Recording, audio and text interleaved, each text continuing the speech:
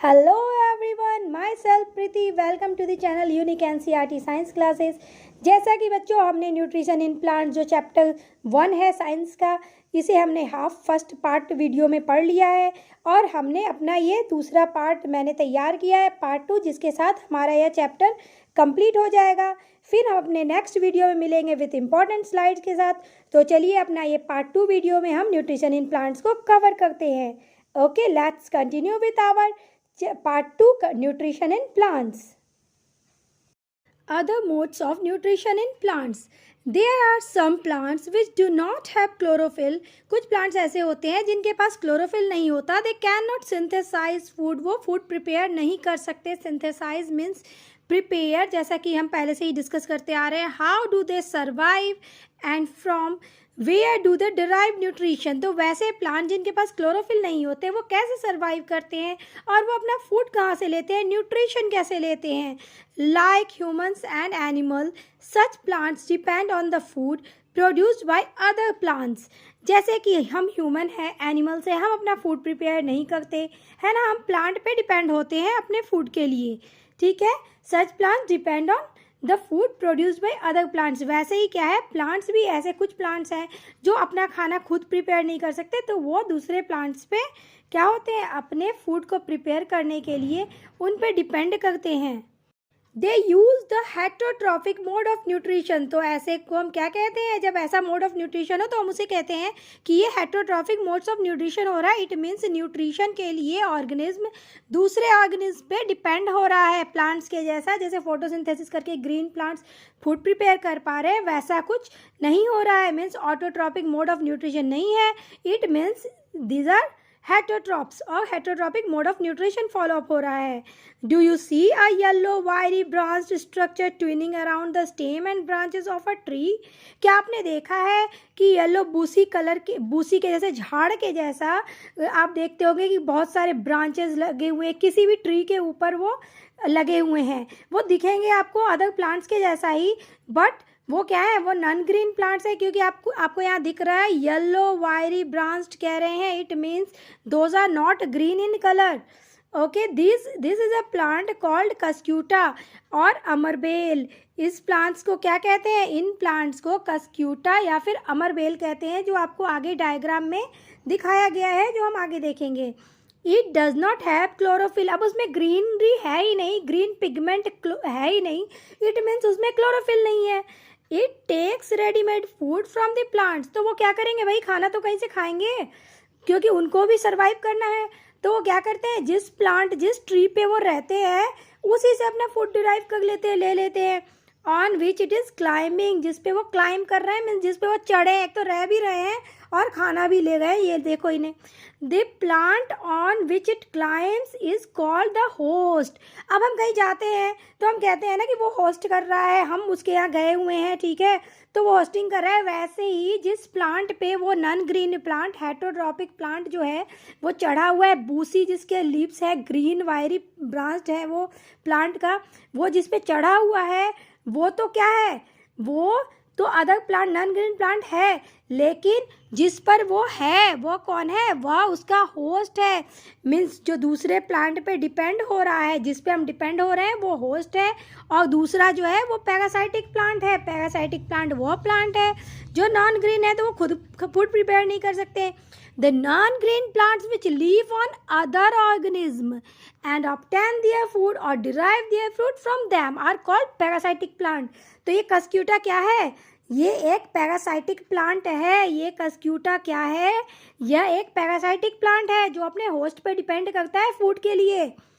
Since it deprives the host of valuable nutrients, और अपने host से क्या लेता है, वो वैल्यूएबल न्यूट्रिएंट्स जो हम आगे लाइव रहने के लिए, सर्वाइव करने के लिए ज़रूरी है, वो अपने होस्ट से लेता है.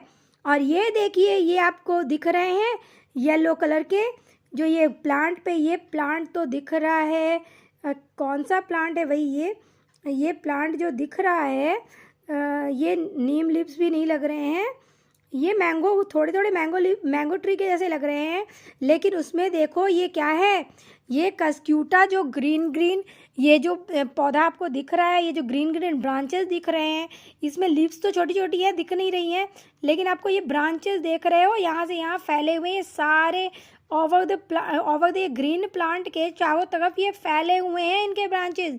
ये कौन से प्लांट है? ये पैरासाइटिक प्लांट है जिसका नाम है कस्क्यूटा और इसे अमरबेल भी कहते हैं। ये होस्ट प्लांट पे जो ये ग्रीन प्लांट है उस पर क्या हो रहे हैं, वह डिपेंड हो रहे हैं अपने फूड के लिए, अपने न्यूट्रिएंट्स के लिए ये उन पे डिपेंड हो रहे हैं। जैसा कि आपको दिख रहा है और हमने पहले भी डिस्कस किया हुआ है, Cuscuta is called the parasite. तो कौन है कस्क्यूटा? कस्क्यूटा पैरासाइट है क्योंकि वो अपने होस्ट पर डिपेंड कर रहा है फूड के लिए। Are we and other animals also a kind of parasite? क्या हम ह्यूमन बींग और एनिमल भी पैरासाइट है? ये तो सोचने वाली बात है भाई। You should think about it and discuss with your teacher. तो हम ये आगे डिस्कस करेंगे कि क्या we human being are also parasite? No, we are not. Okay, but let's see. हम किसी पे डिपेंड तो होते हैं, लेकिन क्या हम टोटली डिपेंड नहीं होते? हम किस पे डिपेंड है?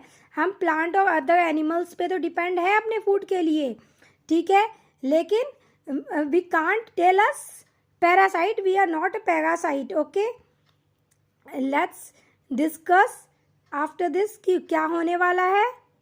पहेली wants to know whether mosquitoes, bedbugs, lice and leeches that suck our blood are also parasite? क्या ये सभी पैरासाइट्स हैं जो बेडबग्स, लाइस और मॉस्किटोज, लीचेस हैं?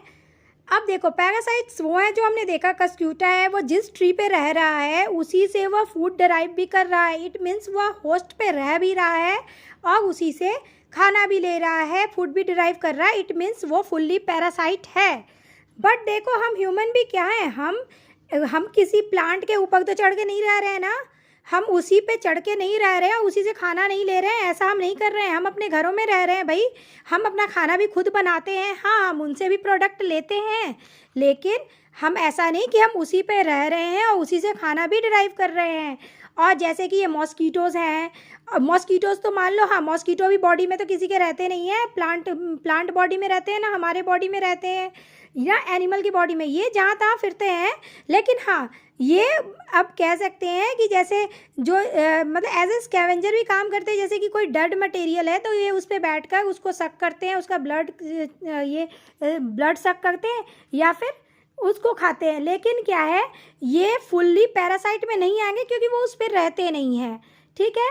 अब वैसे ही बेड बग्स का भी है, लेकिन लाइस जैसे है, ये लाइस क्या है, हमारे सर पे ही या एनिमल के बॉडी में ही रहता है और उसी से ब्लड सक करता है, अपना फूड डिराइव करता है, तो इसको हम पैरासाइट फुल्ली कह सकते हैं, ठीक है। But leeches also not comes in fully parasite, क्योंकि ये भी हमारे बॉडी में या एनिमल के बॉडी में मतलब टोटल टाइम के लिए नहीं रहता है। ये बाहरी ऑर्गेनिज्म को भी अपना फूड के रूप में लेता है, फूड के फॉर्म में लेता है, तो ये भी टोटली पैरासाइट में नहीं आएंगे, ये एक्टो पैरासाइट्स में आएंगे, जिसके बारे में आप बाद में पढ़ोगे। बट हम इसको ऐसा कह सकते हैं कि ये सारे पैरासाइट्स में आते हैं, लेकिन हाँ इनको हम एक्टो पैरासाइट कहते हैं, ठीक है।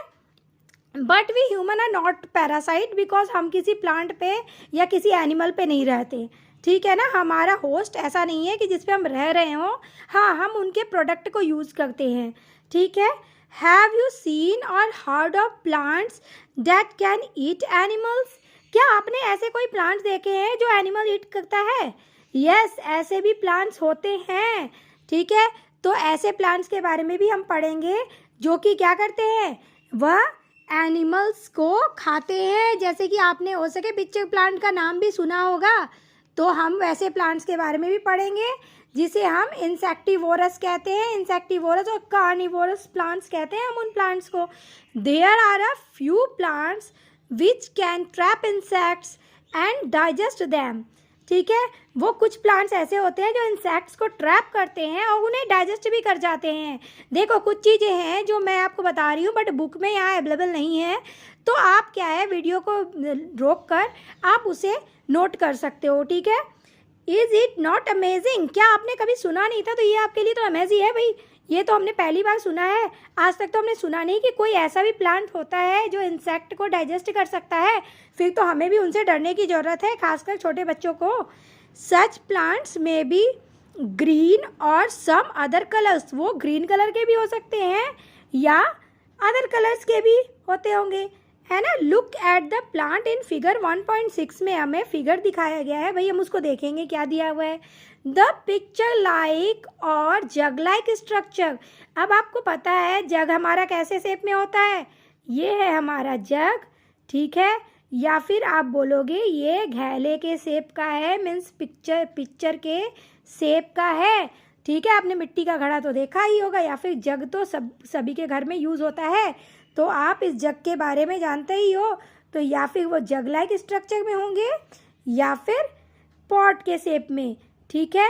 तो ऐसे शेप में होता है, क्या होता है, पिक्चर प्लांट। और ये जैसे हमने देखा ये लिड है, मीन्स ढक्कन है, जो कि इंसेक्ट के अंदर जाने के बाद क्लोज हो जाता है, ठीक है। वैसे ही ये जो घड़ा है, घड़े के शेप में है, पिक्चर के शेप में है, इसमें भी यहाँ लीड लगे होते हैं जो एक लीफी स्ट्रक्चर होता है। और ये क्या होता है, जब तक इंसेक्ट इसके अंदर नहीं आते हैं ये लीफ ओपन होता है, और जैसे ही इंसेक्ट इसमें पास हो जाए ये लीड क्या है, कवर हो जाता है, ठीक है। तो इस तरह से ये पिक्चर प्लांट अपने अंदर अपने फूड को, मीन्स इंसेक्ट को क्या करते हैं, इंट्रैप कर लेते हैं, इंटैंगल कर लेते हैं। तो आइए पढ़ते हैं इसमें हमें दिया क्या है कि कैसे ये पिक्चर प्लांट्स अपना फूड डिराइव कर रहे हैं, अपना फूड ले रहे हैं। The apex of the leaf forms a lead, जैसा कि हमने अभी देखा, which can open and close the mouth of the picture, जो कि उस घड़े लाइक जो प्लांट का जो स्ट्रक्चर है उसको ओपन करते हैं, क्लोज करते हैं। इस प्लांट को हम क्या कह सकते हैं, इस प्लांट को हम इंसेक्टिवोरस या कार्निवोरस प्लांट भी कह सकते हैं, क्योंकि ये इंसेक्ट को फीड कर रहा है ना, ये इंसेक्ट को खा रहा है, इसलिए हम इसको कार्निवोरस भी कह सकते हैं और इंसेक्टिवोरस भी कह सकते हैं, क्योंकि ये इंसेक्ट को खा रहा है। ये देखो यहाँ दिया हुआ है, ये है हमारा स्ट्रक्चर, फिगर है पिक्चर प्लांट का। और ये देखो ये लीड मीन्स इसके ढक्कन, जो कि यहाँ से इंसेक्ट गए अंदर और ये लीड ने कर दिया इसको बंद।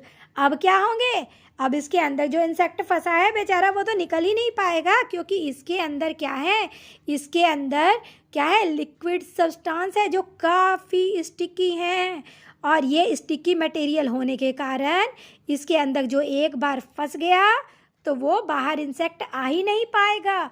तो जिस कारण से ये लिक्विड क्या है, ये जेली लाइक स्ट्रक्चर जो है, इसके अंदर जो लिक्विड है वो उस इंसेक्ट को बाहर नहीं निकलने देता, और ये आराम से इसको क्या करते हैं, ये पिक्चर प्लांट इसको अंदर रखते हैं और वो उसको एज अ इंसेक्टिवोरस है वो, तो इस इंसेक्ट को खा लेते हैं। क्यों खाएंगे ये, क्योंकि इनको न्यूट्रिएंट्स की ज़रूरत है, जो कि इनको वहाँ पे ये इतना फूड जितना इनको ज़रूरत है वो डिराइव नहीं कर पाते, इनको उतने न्यूट्रिएंट्स नहीं मिल पाते, इसलिए वो इंसेक्ट को खा लेते हैं अपने नाइट्रोजन की कमी को पूरा करने के लिए, ठीक है। Which are directed downwards. When an insect lands in the picture, the lid closes and the trapped insect gets entangled into the hair. तो उनके हेयर लाइक स्ट्रक्चर जो अंदर में है, ये पॉट के यहाँ क्या है, हेयर लाइक स्ट्रक्चर्स है, और इसमें एक स्टिकी जूसेस भी है जो कि स्लीपरी है। तो जो भी इंसेक्ट आया वो इसमें फंस गया, वो निकल ही नहीं पाएगा। और यहाँ जो इसके लीड लाइक स्ट्रक्चर है, मीन्स जो इसका ढक्कन है, वो फिर अंदर आने के बाद बंद हो जाता है। The lid closes and the insect is trapped, और इंसेक्ट हो गया इसमें बंद। The insect is digested by the digestive juices secreted in the picture and its nutrients are absorbed. अब क्या है, वो जो इंसेक्ट इंट्रैप हुआ है उसको वो डाइजेस्ट कर जाता है पिक्चर प्लांट्स, और उसके न्यूट्रिएंट्स को एब्जॉर्ब कर लेता है, मीन्स इनटेक कर लेता है, और उसके सेल्स एब्जॉर्ब कर लेते हैं। Such insect eating plants are called insectivorous and we also call it also carnivorous, CARNIVOROUS, carnivorous, carnivorous है ये। ये कैसे प्लांट्स हैं, ये इंसेक्टिवोरस हैं और ये इंसेक्ट को खा रहे हैं, इट मीन्स ये कार्निवोरस भी कहलाएंगे। ठीक है, तो ये जो पिक्चर प्लांट है, दिस पिक्चर प्लांट्स, और एक फ्लाई ट्रैप भी होता है ना, ये फ्लाई ट्रैप है, पिक्चर प्लांट्स है, ये सब क्या है, ये सब इंसेक्टिवोरस प्लांट्स में आते हैं। तो ये इंसेक्टिवोरस को हम कार्निवोर्स भी कहते हैं, क्योंकि ये plants which eat animals particularly insects are called insectivorous और कार्निवोरस प्लांट्स। ओके, तो ऐसा नहीं है कि बुक में अगर इंसेक्टिवोरस लिखा है और किसी ने बोल दिया कार्निवोरस, तो नहीं बाबा, ये कार्निवोरस नहीं है, ये कार्निवोरस भी है क्योंकि ये इंसेक्ट को खा रहा है। Okay, is it possible that such plants do not get all the required nutrients from the soil in which they grow? क्या ये पॉसिबल है कि जो प्लांट्स हैं वो न्यूट्रिएंट्स को टोटली उनको नहीं मिल पा रहा है ग्रो करने के लिए? अरे इसीलिए तो वो खा रहे हैं इंसेक्ट को, जिससे वो अपने न्यूट्रिएंट्स को, जो भी उनकी कमी है, उसको वो पूरा कर सके। Buju is confused. If the picture plant is green and carries out photosynthesis, then why does it feed on insects? अरे भाई, जो गरीब लोग हैं उनको पूरे दिन अच्छे से खाना नहीं मिल पाता, तो ये इधर उधर खाने के लिए भटकते हैं ना, जबकि जो आप सफिशिएंट हो, आपको मिल जाता है, तो आपको जरूरत ही नहीं है। तो वैसे ही कस्क्यूटा ग्रीन तो है, फोटोसिंथेसिस भी करता है, सॉरी पिक्चर प्लांट क्या है, ग्रीन भी है और फोटोसिंथेसिस भी करता है, लेकिन वो जितना फूड प्रिपेयर करता है वो उसके लिए सफिशिएंट नहीं है, तो इसलिए उसको इंसेक्टिवोरस बनना पड़ता है, इंसेक्ट को खाना पड़ता है अपने न्यूट्रिएंट्स के लिए। तो समझ में आ गया? चलो आगे बढ़ते हैं। सैप्रोट्रॉप्स। अब ये सैप्रोट्रॉप्स क्या है भाई? सैप्रो का मतलब क्या है और ट्रॉप्स का मतलब क्या है? सैप्रो means dead and decaying matter. Okay, सैप्रो का मतलब क्या है भाई? सैप्रो means decaying, DECAYING। Decaying means क्या है? डिकेइंग मीन्स सड़े गले जो सामान है, सड़े गले जो मटेरियल हैं, डिकेइंग मैटर और डेड मटेरियल। ठीक है, जो डिकेइंग मैटर है और डेड मैटर है, हम उसको क्या कहते हैं? हम उसको कहते हैं saprotrophs. Sapro means decaying matter और trophs means DECAYING decaying matter, और फाइटोज मीन्स और ट्रॉप्स मीन्स क्या है? जैसे कि हमारा ये हमने देखा है, हेट्रो मीन्स अदर और trophic means depend on, means उस पर वो डिपेंड करते हैं, किस लिए? फूड के लिए। वैसे ही ये जो हमारा ये सैप्रोफाइटिक प्लांट्स है, means sapro means decaying matter और trophic means depend on, means वो डिपेंड करते हैं किसके लिए? फूड के लिए, डेड एंड डिकेइंग मैटर पे वो डिपेंड करते हैं। तो इस तरह से हमारा सैप्रोट्रॉप्स का मतलब यह है कि ऐसे प्लांट जो डेड एंड डिकेइंग मैटर पे डिपेंड करते हैं फूड के लिए, उसे सैप्रोट्रॉपिक प्लांट्स कहते हैं।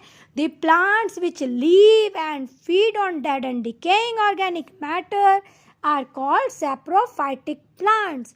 ओके, और ऐसे जो प्लांट्स हैं उसको हम सैप्रोट्रॉप्स कहते हैं। You might have seen packets of mushroom sold in the vegetable. आपने वेजिटेबल शॉप में देखे होंगे कि मशरूम क्या है, पैकेट्स में मिलते हैं। ये कैसे हैं?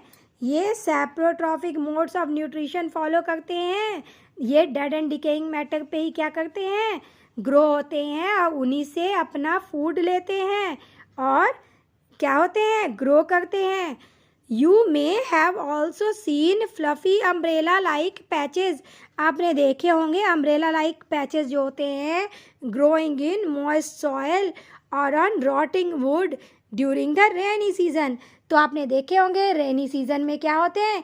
रेनी सीजन में जहाँ हॉट और ह्यूमिड क्लाइमेट होते हैं, वेदर होते हैं, वहाँ पे ये ग्रो करते हैं। ये एक तरह के क्या है?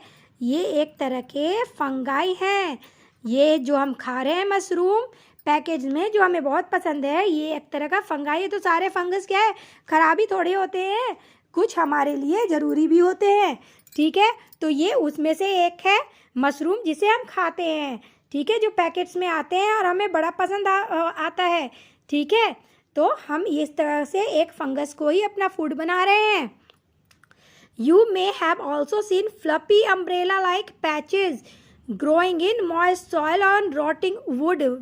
रॉटिंग वुड में जो वुड क्या है, सड़ जाते हैं, वो पानी पड़ के जिसमें रेनी वाटर आ गए बहुत दिन से। अगर आप ना अपने टेरिस पे, अपने छत पे, घर की छतों पे अगर लकड़ी को छोड़ दे तो आप देखो उसमें पानी लगते लगते वो ख़राब होने लगता है, रॉटिन हो जाता है। और उसी वुड पे आपको क्या दिखेगा, एक डंडी में अम्ब्रेला लाइक ऐसे पैचेस, जैसे ये वुड है, ये वुड के ऊपर ये वाइट ट्री लाइक स्ट्रक्चर आपको दिखेंगे।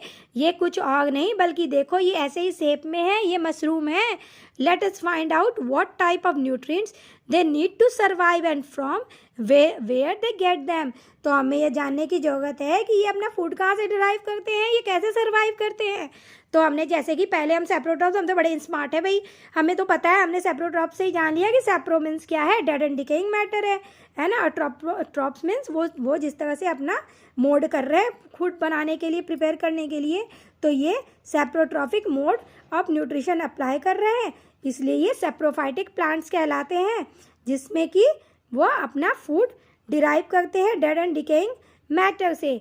तो आइए चलो हम देखते हैं अपना आगे इसमें क्या दिया हुआ है भाई। Packet of mushrooms, a mushroom growing on dead and decade material.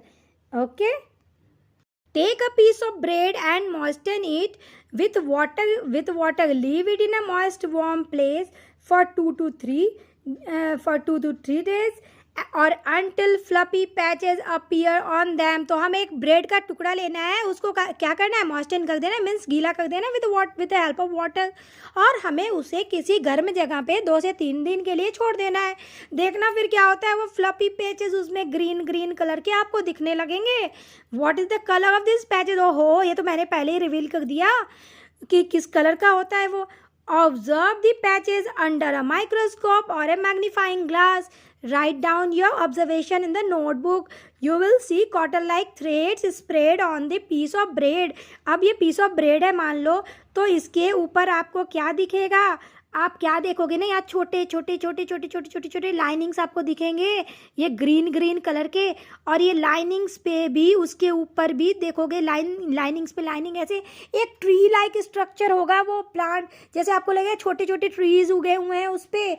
ये क्या है, ये पैचेस क्या है और किस कलर के हैं, ये आप अपने एक्टिविटी में करना और फिर मुझे कमेंट में बताना कि आपको ये किस कलर के दिखे। ठीक है, वैसे तो मैंने पढ़ाते पढ़ाते बीच में बोल ही दिया बाय डिफ़ॉल्ट, लेकिन हाँ आपको ऐसा नहीं है, आपको ये करके भी देखना है कि भाई ये किस कलर के हो रहे हैं, तभी तो आप ऑब्जर्व कर पाओगे कि हाँ भाई ये किस कलर के। देखो यहाँ तो डायग्राम में कलर भी शो कर दिए गए हैं।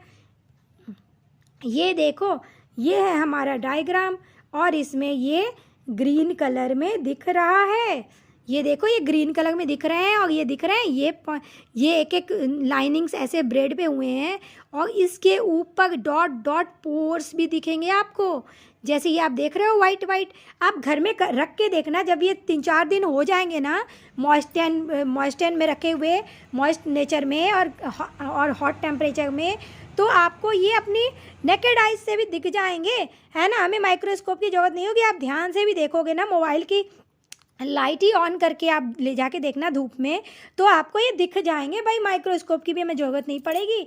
These organism are called fungi. इसे क्या कहेंगे, इसे फंगाई कहते हैं। They have a different mode of nutrition. They absorb the nutrients from the bread. This mode of nutrition in which organism take in nutrients from dead and decaying, जो हमें पता है सेप्रोट्रॉफिक है भाई, matter is called saprotrophic nutrition. ये mode of nutrition क्या है, जिसमें ये डेड एंड डिकेइंग मैटर, जो कि हमारा ब्रेड पानी लगने से, मॉइस्ट होने से ख़राब हो गया था, ये तो उसी पे आए हैं, इसीलिए डेड एंड डिकेइंग पे ही आ रहे हैं। तो ये क्या हुए, ये तो ख़राब से ही क्या करें, ख़राब ही ले रहे हैं भाई। ये मॉइस्ट जो है, मॉइस्ट होके बेकार हो गए हैं ब्रेड, अब इसी से ये ग्रो हो रहे हैं, तो ये थोड़ी अच्छे हैं, ये थोड़ी हमारे खाने लायक हैं। Such organism with saprotrophic mode of nutrition are called saprotrophs. ये तो अभी बुक वाले बता रहे भाई, हमने तो पहले ही पढ़ लिया है ना, तो हमें इसको फिर से डिस्कस करने की तो ज़रूरत ही नहीं है, हमने पहले ही ये डिस्कस कर लिया है। बुक भैया आप तो बाद में लेके आए हो, चलो हम बच्चे बड़े स्मार्ट है, वो तो पहले से ही जानते हैं, है ना। फंगाई ऑल्सो, तो ये देखो, ये आपके सेप्रोट्रॉपिक न्यूट्रिशन और सेप्रोट्रॉप्स, ये आपके फिलअप्स और डेफिनेशन में भी आ सकते हैं, क्वेश्चन आंसर भी बन सकते हैं। तो बच्चों जो मैं बोलती जा रही हूँ, अगर मैंने इसको डिफाइन किया तो आप इसे लिख लो, नहीं तो मैं इस टॉपिक को बनाने के बाद मैं इसके एक डेफिनीशन और इम्पॉर्टेंट टर्म के साथ एक वीडियो बनाऊंगी, जिसमें आपको स्लाइड्स के थ्रू मैं इम्पॉर्टेंट डेफिनीशन और इम्पॉर्टेंट नोट्स प्रेस्क्राइब करूंगी उसमें, ठीक है? Okay. Fungi also grow on pickles, leather, clothes and other articles that are left in hot and humid weather. तो साड़ी जर यहाँ पे क्या है? हॉट एंड ह्यूमिड वेदर ही तो है भाई फंगी को ग्रो करने के लिए। फॉर लॉन्ग टाइम तक अगर हमने ह्यूमिडिटी दे दिया और हॉट भी है वेदर भाई, फिर तो उसमें फंगाई आना ही आना है। ड्यूरिंग द रेनी सीजन, अरे बाप रे, ये तो और भी उसको बेकार ही करेगा, क्योंकि रेनी में तो और वाटर ही उसको मिलना है, और क्या मिलना है। दे स्पॉयल मैनी थिंग्स, जैसे कि आसाम में ही देख लो भाई, उधर का नेचर ऐसा है, वेदर ऐसा है जो ह्यूमिड भी है और रेनी भी है, और इतने गंदे हाल है वहाँ पे कि वहाँ फंगई आपको हर जगह दिखेंगे। Ask your parents about the menace of फंजा in your house. तो अपने पापा मम्मा से पूछना भाई कि इसमें क्या, इन फंगाई से क्या डेंजर होने वाला है। होना तो है। अब जहाँ फंगाई होंगे वहाँ क्या है, उसमें जो आप फंगाई में देख रहे हो, इससे जो ब्रेड में जो स्टेम लाइक स्ट्रक्चर आए हैं, उसके ऊपर पोर्स भी तो छोटे छोटे आए हैं, जो क्या होते हैं, जैसे थोड़े दिन आपके घर में रह गए ना, ये पोर्स उड़ उड़ के एक जगह से इसी पर टिके नहीं रहेंगे, यहाँ से फ्लाई कर जाएंगे, दूसरी चीज़ों पे आके स्टिक कर जाएंगे, जो दूसरे फूड के जा रहे हैं, अगर वो अप एंड रग हैं वो उसमें आ जाएंगे, अगर मम्मा ने रोटी बना के रखी है ये उस पर आ जाएंगे, और ये सबको क्या कर देंगे, ये सबको झटपट ये स्पॉइल कर देंगे भाई, खराब कर देंगे। The fungal spores are generally present in the air when they land on other food, ही लिखा होगा, हमें तो पता है पहले से ही, है ना। When they land on wet and warm things they germinate and grow, फिर से वो क्या हो जाते हैं, वहाँ जर्मिनेट हो जाते हैं और ग्रो कर जाते हैं भाई। तो देखा, हम तो बड़े स्मार्ट हैं, हमें तो पहले से पता है कि ये ग्रो कर ही जाएंगे। Okay, now you can figure out how we can protect our things from getting spoil. तो इस तरह से आप समझ गए होंगे कि हम अपने खाना को स्पॉइल होने से कैसे बचा सकते हैं। Some organism live together and share both shelter and nutrients, this relationship is called symbiosis. तो सिम्बायोसिस एक ऐसा रिलेशन है जिसमें दो लोग एसोसिएशन के साथ रहते हैं, मिलकर रहते हैं, कोई एक शेल्टर प्रोवाइड करता है और दूसरा उसे न्यूट्रिएंट्स प्रोवाइड कराता है। Plants which live in association with other plants and share shelter and nutrients are called symbiotic plants. तो ऐसे plants symbiotic plant कहलाते हैं जो एक दूसरे को एसोसिएशन और रिलेशनशिप बना के रखते हैं कि कोई एक शेल्टर प्रोवाइड करता है तो दूसरा उसे न्यूट्रिएंट देता है। और ये जो इन दोनों के बीच का जो डिफरेंट टाइप्स का प्लांट्स के बीच का जो रिलेशन है, इस रिलेशन को हम इसको सिम्बायोसिस रिलेशन कहते हैं, और ऐसे प्लांट्स को हम सिम्बायोटिक प्लांट कहते हैं जो एसोसिएशन के साथ रहते हैं, मिलकर एक दूसरे के साथ। For example, certain fungi live inside the roots of plants. The plants provide nutrients to the fungus and in return the fungus provides water and certain nutrients. तो आप आगे के चैप्टर्स में पढ़ोगे कि एक हाइफे नाम का HYPHAE हाइफे नाम का एक फंगस होता है जो प्लांट्स के रूट्स में रहता है सिम्बायोटिक रिलेशन में। वो आप आगे के चैप्टर में पढ़ोगे, इस चैप्टर में आपको इसे पढ़ने की जरूरत नहीं है, बस आप ये जान लो कि हाँ प्लांट्स के रूट्स में भी ऐसे फंगाई रहते हैं। तो ऐसे मत सोचना कि प्लांट्स का रूट अकेले है, वहाँ भी बहुत सारे लोग उसकी हेल्प करते हैं एब्जॉर्प्शन में और मिनरल्स को कैच करने के लिए। इन ऑर्गेनिज्म कॉल्ड लाइकेंस, अब लाइकेंस भी एक ऑर्गेनिज्म है बबुआ, एक क्लोरोफिल कंटेनिंग पार्टनर, जिसके पास क्या होता है, एक क्लोरोफिल कंटेनिंग पार्टनर होता है जो उसके लिए फूड प्रिपेयर करता है। आपको पता ही है जब क्लोरोफिल की बात आई है इट मीन जरूर ये क्या करेगा, ये फोटोसिंथेसिस करके फूड प्रिपेयर करेगा। Which is an algae and A fungus live together. इस लाइकेंस के साथ क्या होता है, इस लाइकेंस के साथ एक फंगस होता है और एक एल्गी होता है, और ये दोनों एक दूसरे के साथ एसोसिएशन के साथ रिलेशन में रहते हैं। ये दोनों क्या चीज में रहते हैं, रिलेशनशिप में रहते हैं, एक दूसरे को क्या प्रोवाइड करते हैं, एक शेल्टर और दूसरा उसे न्यूट्रिएंट प्रोवाइड करता है। इस तरह से ये दोनों एक दूसरे की हेल्प करते हैं और सरवाइव कर जाते हैं भाई।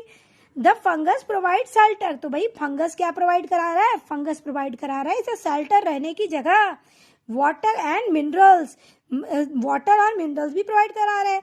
अब एल्गी जो है हमारा, जो कि क्लोरोफिल कंटेनिंग है, ये इन रिटर्न क्या देगा, जरूर हमें तो पता है भाई, ये तो फूड ही देगा क्योंकि क्लोरोफिल है, तो ये फूड प्रिपेयर करेगा, ये फोटोसिंथेसिस का प्रोसेस कर जाएगा। तो ये लाइकेंस क्या है, लाइकेंस एक ऐसा ऑर्गेनिज्म है जो कि एल्गे और फंगस के साथ के एसोसिएशन से बनता है, रिलेशनशिप से बनता है। और एक पते की बात बताऊं, ये जहां लाइकेंस अगर आ गया, इट मीन्स आप समझ जाओ कि अगर कहीं आपको ट्री के बाग पे, ये जो हमारा ब्रांच है ट्री का, अगर आपको यहाँ पे येलो कलर के पैचेस दिख रहे हैं, ब्राउन येलो और ग्रीन कलर के मिक्सिंग पैचेस, तो ये क्या है, ये फंगस और एल्गे के रिलेशन से जो पैचेस बने हुए हैं, सिम्बायोटिक रिलेशन से, इसको हम क्या कहेंगे, इसको हम कहते हैं लाइकेंस। और ये लाइकेंस वहीं ग्रो होते हैं जहाँ की एटमॉस्फेयर में पॉल्यूशन ना हो। इट मीन्स अगर कहीं लाइकेंस आ गया बबुआ, तो इट मीन्स वो जगह क्या है, पॉल्यूशन फ्री है। तो हमें इससे यह पता लग गया कि भाई लाइकेंस है तो हमारे लिए भी वो जगह क्या है, सेफ है, क्योंकि वहाँ पॉल्यूशन नहीं है, तभी तो लाइकेंस आके रह रहा है वहाँ पे, नहीं तो लाइकेंस तो ग्रो ही ना हो वहाँ पे, क्योंकि वहाँ पॉल्यूशन है। How nutrients are replenished in the soil, ठीक है। अब कैसे न्यूट्रिएंट्स जो है सॉइल से खत्म हो जाते हैं और हम उसको कैसे फिर से वापस ला सकते हैं, हम ये पढ़ेंगे। Have you seen farmers spreading manure or fertilizers in the field or gardeners using them in lawns or in pots? आपको पता है ये कैसे फार्मर्स स्प्रेड करते हैं मैन्योर और फर्टिलाइजर को, भाई क्यों यूज करते हैं, फर्टिलाइजेशन सॉइल की बढ़ाने के लिए ही तो करते हैं। Do you know why this is done, क्यों किया जाता है ये, आप तो बड़े स्मार्ट हो, आपको सब पता है। You learn that plants absorb minerals and nutrients from the soil। भाई एक अगर हम प्लांट पे प्लांट क्रॉप लगाते जाएंगे और सारे न्यूट्रिएंट्स मिनरल्स एब्जॉर्ब हो जाएगा, तो फिर से तो हमें सॉइल को प्रोवाइड करानी होगी भाई, तभी तो ये नाइट्रोजन साइकिल एटमॉस्फेयर में चलता रहता है। और कार्बन डाइऑक्साइड ऑक्सीजन का भी ऐसे ही साइकिल सारे गैसेस का चलता रहता है, तभी तो ये आज भी बने हुए हैं हमारे एनवायरनमेंट में, एटमॉस्फेयर में। So their amounts in the soil keep on declining. Fertilizers and manures contain nutrients such as nitrogen, potassium and phosphorus, जिसकी बात हम स्टार्टिंग से ही करते आ रहे हैं। क्या क्या, नाइट्रोजन, फॉस्फोरस और पोटेशियम। जबकि हम ये बचपन से ही क्लास 3-4 से ही पढ़ते आ रहे हैं कि फोटोसिंथेसिस में तो भाई कार्बन डाइऑक्साइड और वाटर हम यूज कर रहे हैं, लेकिन नाइट्रोजन, पोटेशियम और फॉस्फोरस के बारे में आपने ये पहली बार पढ़ा है। These nutrients need to be added from time to time to enrich the soil। अब क्या है, सॉइल को फर्टिलाइज करने के लिए इसमें मैन्योर्स के रूप में क्या देते हैं, हम मैन्योर्स के फॉर्म में इसको पोटेशियम, नाइट्रोजन और फॉस्फोरस की बॉन्डिंग कराते हैं सॉइल के साथ, और ये प्रोवाइड कराते हैं प्लांट्स को, जो उनके ग्रो करने के लिए बहुत ही इम्पोर्टेंट है। These nutrients need to be added from time to time to enrich the soil। Soil को फर्टिलाइज करने के लिए we can grow plants and keep them healthy if we can fulfill the nutrients requirements of plants। तो इस तरह से हम plants को क्या कर सकते हैं, हेल्दी रखने में हेल्प कर सकते हैं। अगर न्यूट्रिएंट्स ही नहीं मिलेगा तो चाहे हम ह्यूमन हो, चाहे ये प्लांट्स हो, सारे क्या हो जाएंगे बेचारे, बिना खाना के आप मुरझा जाते हो ना भाई, डल पड़ जाते हो, वीक हो जाते हो, वैसे ही ये प्लांट्स का भी कुछ हाल है। Usually crop plants absorb a lot of nitrogen and the soil becomes deficient। तो ये क्रॉप प्लांट्स क्या है, बहुत सारे नाइट्रोजन को एब्जॉर्ब कर लेते हैं। भाई क्रॉप भी तो उगने हैं, इतने सारे राइस व्हीट उगाते रहते हैं फार्मर्स, ग्रो करते रहते हैं, तो भाई इसे इनको भी तो डेफिशिएंसी हो जाती होगी नाइट्रोजन की, अगर सॉइल में ही नहीं होगा तो ये लेंगे कहाँ से। You learn that through the nitrogen gas is available in plenty in air। Air में कितना % है नाइट्रोजन का, बहुत है भाई, बहुत है, लेकिन क्या है, सॉइल बेचारे इसे डायरेक्ट नहीं ले सकते हैं, इसलिए उन्हें किसकी जरूरत होती है, इनको रूट में इनको एब्जॉर्ब करने की जरूरत होती है, जहाँ ये नाइट्रोजन को नाइट्रेट में चेंज कर सके। वो अब आगे पढ़ोगे, चलो ये तो हमारे काम की चीज नहीं है अभी। Plant can not use in the manner direct वो नाइट्रोजन को नहीं ले सके, नहीं एब्जॉर्ब कर सकते। They can use carbon dioxide, they need nitrogen in a soluble form, उन्हें वो सॉल्युबल फॉर्म में चाहिए होता है जिसको वो आसानी से एब्जॉर्ब कर सके। द बैक्टीरियम कॉल्ड राइजोबियम एक बैक्टीरिया है जो कहाँ रहता है, जो प्लांट्स के रूट में रहता है। ये जो हमारा प्यारे प्यारे रूट है ना, जो सॉइल को एब्जॉर्ब, सॉइल से वाटर और मिनरल्स को एब्जॉर्ब करता है, इसमें क्या होते हैं, इसमें राइजोबियम बैक्टीरिया होते हैं जो जनरली ज्यादातर किसमें होते हैं, लेग्यूमिनस प्लांट्स में ही होते हैं। ये लेग्यूमिनस मीन्स कौन से प्लांट है भाई, कौन से प्लांट है, ये पल्सेस वाले प्लांट्स लेग्यूमिनस प्लांट्स कहलाते हैं, जिनमें दाल ग्रो होते हैं। जो आप ग्राम खाते हो ना, ग्राम, पीस, मूंग, बीन्स, ये सब क्या है, ये एक तरह से प्रोटीन कंटेनिंग पल्सेस है, जिसमें क्या होता है, इसके जो रूट्स है उसमें राइजोबियम बैक्टीरिया होता है जो नाइट्रोजन का फिक्सेशन करता है। क्यों नाइट्रोजन की फिक्सेशन करता है, जिससे कि प्लांट्स को नाइट्रोजन की कमी ना हो, डेफिशिएंसी ना हो, और वो अच्छे से ग्रो कर सके और हमें ज्यादा से ज्यादा क्रॉप प्रोवाइड हो सके। Okay, The bacterium called rhizobium can make atmospheric nitrogen and convert it into a usable form. But rhizobium cannot make its own food, so it often lives in the roots of gram, peas, moong, beans and other legumes. देखा, ये main है हमारा legumes, ये सारे मूंग, beans जो भी है ये legumes के ही तो आइटम्स हैं जो प्रोटीन कंटेनिंग है। and provides them with nitrogen. और प्रोटीन की सिंथेसिस किससे होती है भाई, हमने पहले, अगर आपने पहला वीडियो नहीं देखा तो जाके दौड़ के देखो कि हमने उसमें बात की है कि प्रोटीन सिंथेसिस में कौन सा मिनरल्स यूज होता है, कौन सा मिनरल्स है जो प्रोटीन प्रोवाइड कराता है, तो वो है नाइट्रोजन जो प्रोटीन को सिंथेसिस करता है। In return the plants provide food and shelter to the bacteria. Okay, तो हमने देखा कि प्लांट्स क्या प्रोवाइड करता है, फूड, प्लांट फूड प्रोवाइड कर, प्लांट शेल्टर प्रोवाइड करता है और बैक्टीरिया उसको फूड प्रोवाइड करने में हेल्प करता है। Okay, in return the plants provide food and shelter to the bacteria. तो ये नाइट्रोजन फिक्सेशन का काम हमारा राइजोबियम बैक्टीरिया कर रहा है और उसके बदले में प्लांट्स क्या दे रहा है उसको, प्लांट्स दे रहा है उन्हें रहने की जगह जो कि वो उसके रूट में रह रहे हैं, और फूड। तो फूड और शेल्टर कौन दे रहा है, फूड और शेल्टर प्लांट दे रहा है राइजोबियम को। राइजोबियम क्या है, राइजोबियम एक बैक्टीरिया है जिसको प्लांट क्या दे रहा है, उसको प्लांट रहने की जगह और फूड दे रहा है। किसको, राइजोबियम बैक्टीरिया को। और राइजोबियम क्या कर रहा है इसके बदले में, ये इसको नाइट्रोजन दे रहा है जिससे नाइट्रोजन की डेफिशिएंसी ना हो सके और ये प्रोटीन बना सके। ओके, जो हम खा रहे हैं, इंटेक कर रहे हैं ना पल्सेस के जरिए, तो वो कौन बना रहा है, ये नाइट्रोजन की हेल्प से ही हमारा प्लांट बना रहा है। Thus have a symbiotic relationship. This association is of great significance for the farmers. और इसका फायदा कौन उठा रहा है, इसका फायदा उठा रहे हैं farmers. They can reduce the use of nitrogenous fertilizers where leguminous plant जो है वो बना ही ले रहे हैं भाई, तो बना ले रहे हैं, तो इससे क्या हो रहा है, फार्मर को इसके लिए मेहनत नहीं करनी पड़ी, क्योंकि ये मेहनत कौन कर दे रहा है उनके लिए, उनके लिए मेहनत हमारा राइजोबियम बैक्टीरिया कर रहा है। Most of the pulses means dal, most of the pulses are obtained from leguminous plants. In this chapter you learn that most of the plants are autotrophs, only a few plants are parasitic or carnivorous or saprotrophic. They derive nutrition from other organisms. All animals are categorized as heterotrophs since they depend on plants and other animals for food. ठीक है, can we say that the insectivorous plants are partial heterotrophs? क्या आप कह सकते हैं भाई ये सारे तो हेटेरोट्रॉप में ही आते हैं, मीन्स दूसरे पे डिपेंड है, जैसे या तैसे है ना, इनडायरेक्टली और डायरेक्टली। हेटेरोट्रॉपिक में क्या क्या आ जाते हैं, heterotrophic plants include parasitic, saprophytic, insectivorous and symbiotic plants.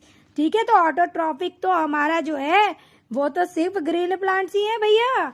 तो इसके साथ हमारा यह चैप्टर कंप्लीट हुआ। Thanks for watching my video.